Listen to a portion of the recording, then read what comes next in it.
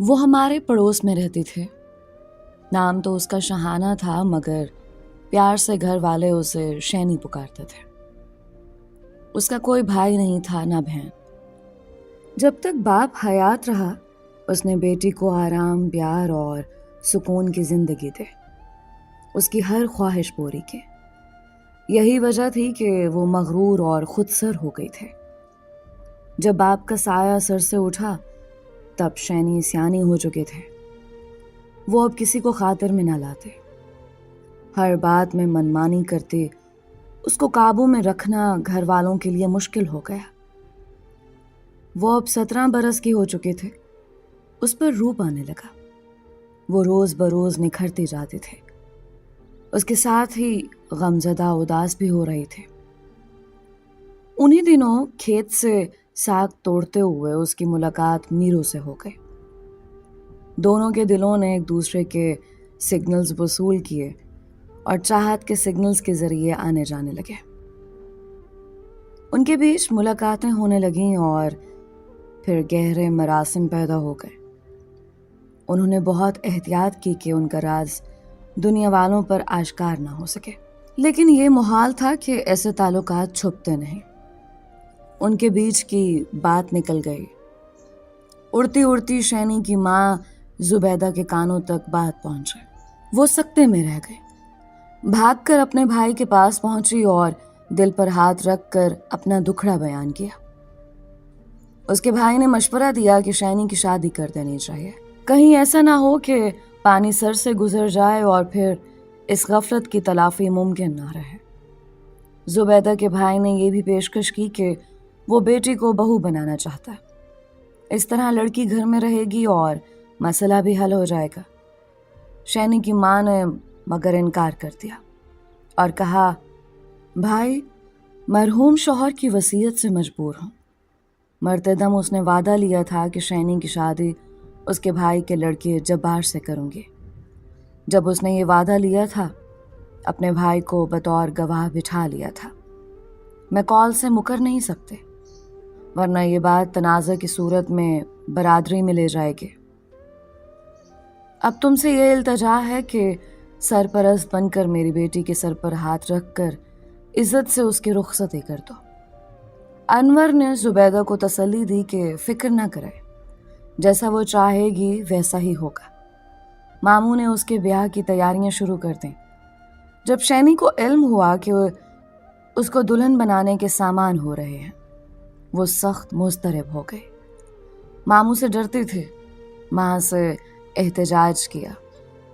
لہٰذا اس نے اپنے محبوب امیر بخش عرف میرو سے کہا کہ اب دوسرا کوئی راستہ نہیں. ماں اور ماموں مانیں گے نہیں اس لیے چلو بھاگ چلیں. لیکن اس کا محبوب میرو شریف تھا یا بزدل. اس نے شہانہ کی تجویز کی حوصلہ افزائی نہ کی اور اس کو سمجھانے کی کوشش کی کہ وہ یہ قدم اٹھانے سے باز رہے. کہا ہمیں شریفانہ طریقے سے ایک دوسرے کا ہونے کی کوشش کرنی چاہیے. تم خوابوں کی دنیا میں مت رہو. یاد رکھو کہ سیدھے طریقے سے تو تم مجھے کبھی بھی حاصل نہیں کر سکو گے. ماموں نہ صرف انکار کر دیں گے بلکہ تم لوگوں کی بے عزتی کرنے سے بھی باز نہ رہیں گے. شینی نے ٹھیک کہا تھا. میرو کا رشتہ حقارت سے ٹھکرا دیا گیا اور برا بھلا بھی کہا گیا. وہ شینی سے محبت کرتا تھا. تبھی خاموشی سے ذلت سہ کر ان کے گھر سے نکل گیا. اس ناکامی پر ایک بار پھر شینی نے اس کو بھاگنے پر اکسایا. منصوبہ بنانے کے باوجود عین وقت پر وہ اس منصوبے پر عمل نہ کر سکا. یوں روتی دھوتی شینی دلہن بنی چچا زاد کے گھر آ گئے. رخصتی کے وقت گھونگھٹ میں بھی اس نے ماں سے یہی کہا تھا کہ اب مجھے دعائیں دے کر وداع کی ضرورت نہیں. اگر میں میرو کی نہ بنی تو میرا نام شہانہ نہیں. تم مجھے چمارن کہنا. تم نے اپنی ضد کو پورا کیا. اب دیکھ لینا تمہاری شہانہ کیا کرے گی. تب تم مجھ سے گلہ بھی مت کرنا کیونکہ تم نے تو اپنی سی پوری کر لی ہے. اماں خاموش اس کی ساری باتیں سن رہی تھے. سوچا لڑکی نادان ہے. شوہر کا پیار مل جائے گا تو ماضی بھلا دے گی. ابھی غصہ ہے ऑल फॉल बक रही है। कहते हैं जहाँ दिल ना मिले वहाँ मसलहतें गिर्द हो जाती हैं। शादी जिस्मों का नहीं रूहों का मिलाप है, तभी दिली खुशियाँ नसीब होती हैं। शैनी की रूह जबार से ना मिल सके, वो अपने ही घर में अजनबी हो रही थी। शौहर भला मानस था, मगर उस बेचारे को अपनी दुल्हन के दिल में उठने वाले तूफान का इल्म न था। वो उसको अपनी शरीके हयात कबूल कर चुका था और चाह से ब्याह कर लाया था। वो तो एक नॉर्मल आदमी की तरह सुबह काम पर जाता, रात को थका हारा घर आता, कभी बीवी से प्यार और मोहब्बत जतलाता और कभी थकन से चूर यूं ही पड़कर सोता। मगर शैनी के जिस्मो जान में ज्वाला दहक रहा था। वो रफ्ता रफ्ता आतिश फिशां के रूप में ढलने लगा। जिस कदर वो खुद पर जबर करते उस कदर मीरू याद आता और उसकी दिली तकलीफ बढ़ जाते। वो ऐसी औरतों में से ना थी जो कुर्बानी देना जानती हो, बस गुस्सा अंदर ही अंदर दो चंद होता जाता था। हर लम्हा अपने महबूब की याद उसको बेचैन रखते थे। जल्द ही वो इस जहनी अजाब से नीम जान हो गए। उसकी जिंदगी अब उसके लिए जहन्नम बन चुके थे। उस पर सितम ये कि शादी के सम्राट भी मिलने लगे और वो 3 बरसों में 2 बच्चों की माँ बन गई। अब उसकी जात की तकसीम शुरू हो चुके थे। इधर बच्चे और घर बार, उधर महबूब की याद और उसकी चाहत। उसने किसी तरह मीरू को संदेशे भिजवाने शुरू कर दिए कि मुझसे मिलो, मैं तुम्हारे लिए बहुत उदास हूँ। मीरू अगरचे शरीफुल नफ्स था, मगर था तो इंसान। कुछ अरसा उसने शैनी से दूरी बनाए रखी, फिर दिल से मजबूर हो गया। हालांकि वो चाहता ना था कि शाहाना की जिंदगी में लौट कर जाए, जबकि वो अब ब्याहता था और ये बात उसके नज़दीक मायूब थे। मगर शैनी को खुद पर ज़रा भी काबू न रहा। वो लगातार उसे किसी न किसी तौर संदेशे भिजवाती रही। उसके पैगामात न थे, वो खुदा के वास्ते देती थी कि बस एक बार मिलो। मीरू कब तक दिल पर जबर करता, जबकि महबूबा दिल नवाज रो रो कर बुलाते हो। वो पत्थर दिल ना हो सका। दोनों की मुलाकातें शुरू हो गईं। मोहब्बत का खतरनाक खेल फिर से जारी हुआ कि जुदाई ने जलती पर तेल का काम किया था। फिर तो ये आग ऐसी भड़की कि आंखों के आगे दबेज पर्दे पड़ गए और सुध बुध ही जाती रही। रात निस्फ शब गुजर जाती तो जबार गहरी नींद सो जाता। शैनी जान खतरे में डालकर मीरू से मिलने निकल खड़ी होते। एक रात जब वो खेतों की तरफ मीरू से मिलने निकली तो कुत्तों ने उसे आ लिया और भौंक भौंक कर आसमान सर पर उठा लिया।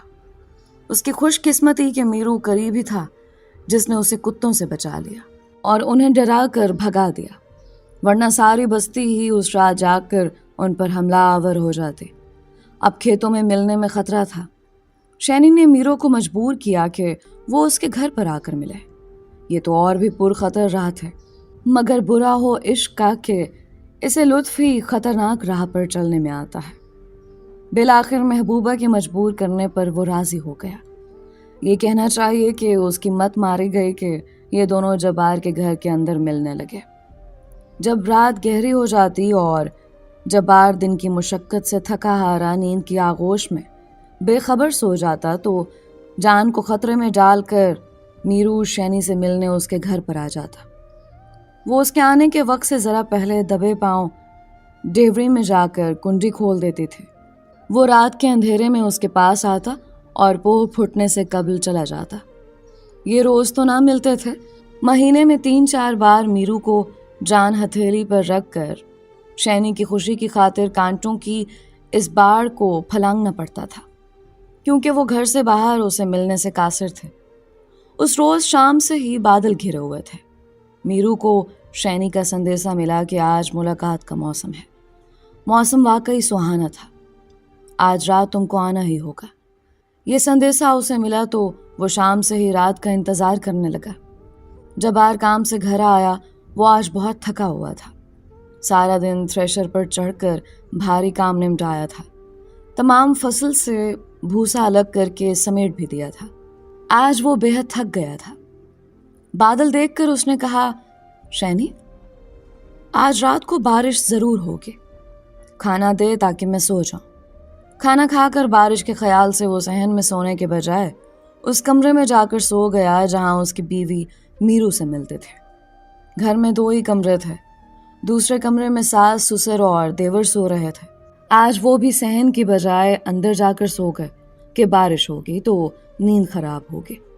اب شینی پریشان تھی کہ میرو کو سندیسہ بھیج چکی تھے۔ کھلے صحن میں اس کے ساتھ باہر بیٹھنا خطرے کو آواز دینا تھا۔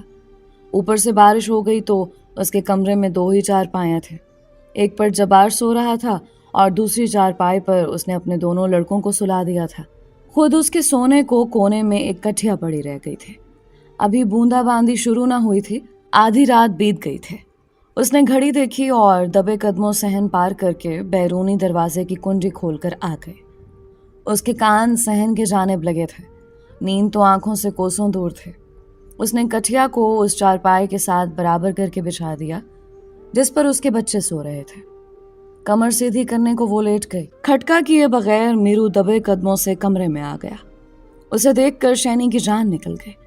شینی نے آہستہ سے بازو سے پکڑ کر فرش پر بیٹھ جانے کا اشارہ کیا اور خود بھی اس کے ساتھ زمین پر بیٹھ گئی۔ اتنے میں بارش کے گرنے کی آواز آنے لگے۔ وہ اس کے کان کے پاس منہ لے کر سرگوشی میں بولے، میں نے تم کو بلوا تو لیا، پھر منع نہ کروا سکے۔ اب باہر برآمدے میں چلو، یہاں جبار اور بچے سو رہے ہیں۔ کسی کی آنکھ کھل گئی تو جملہ ادھورا چھوڑ کر وہ اس کو کمرے سے باہر لے آئے۔ خدا کی کرنی کی ہلکی بارش چشمے زدن میں تیز ہو گئے اور پھر موسلا دھار می برسنے لگا۔ پائے رفتن نہ جائے ماندن۔ ابھی وہ سوچ ہی رہے تھے کہ کیا کریں کہ کھٹکا ہوا اور سسر کے کھانسنے کی آواز آئی۔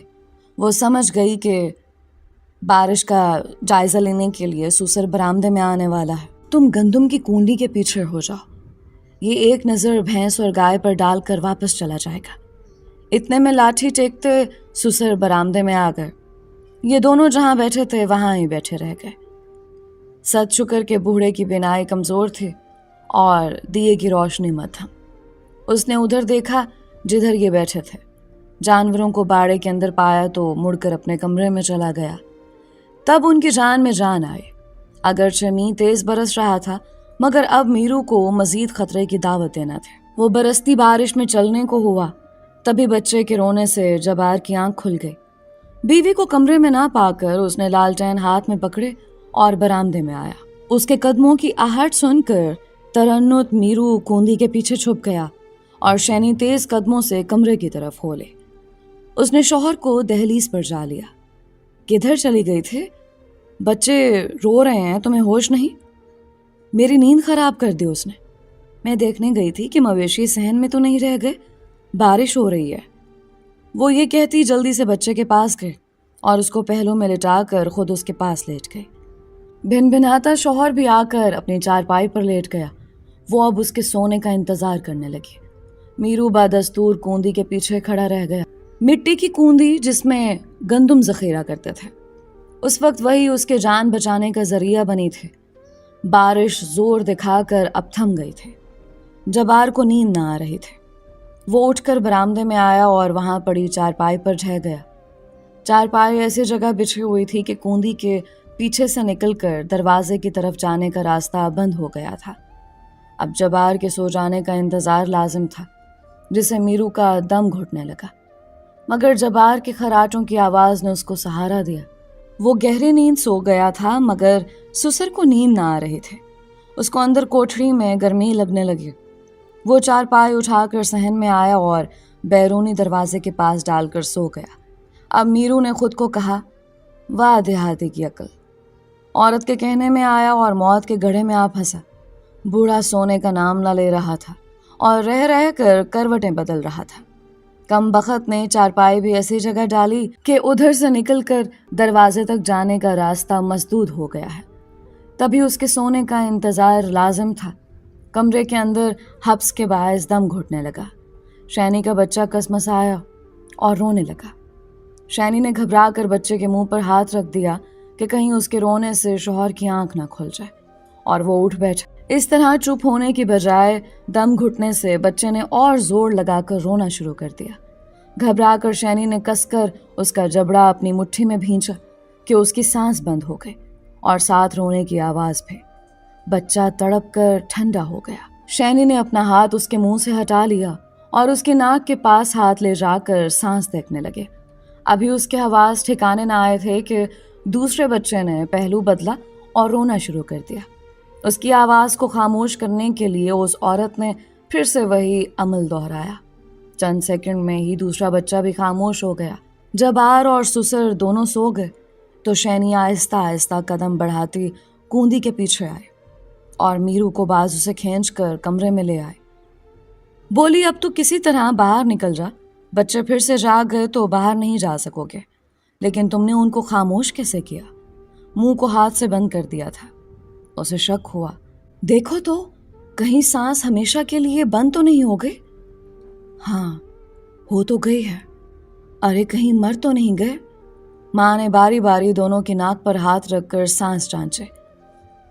ہاں مر گئے ہیں، اب تو نکل اپنی جان بچا، وہ کھانس رہا ہے، وہ ابھی نہیں سویا۔ کھٹک کی آواز سے ادھر کو نکل کر پچھلی دیوار سے باہر کوچا۔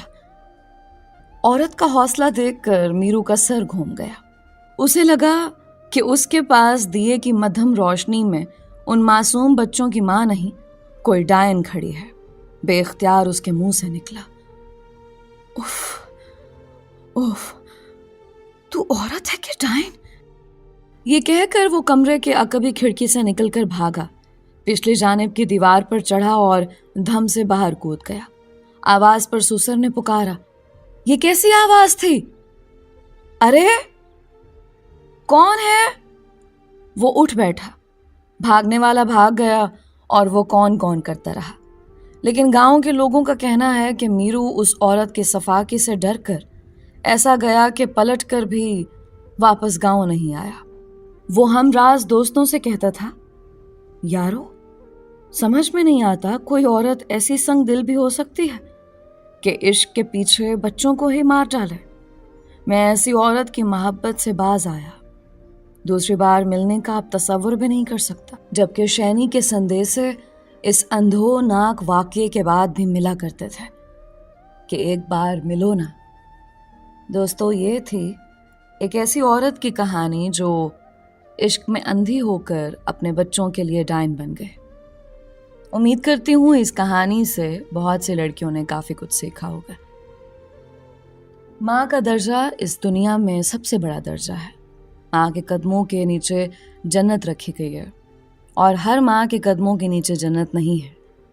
ایسی ماں کے قدموں کے نیچے جنت ہے جو اپنے بچوں کے لیے خود کو قربان کر سکے، نہ کہ اپنے لیے اپنے بچوں کو ہی قربان کرتے۔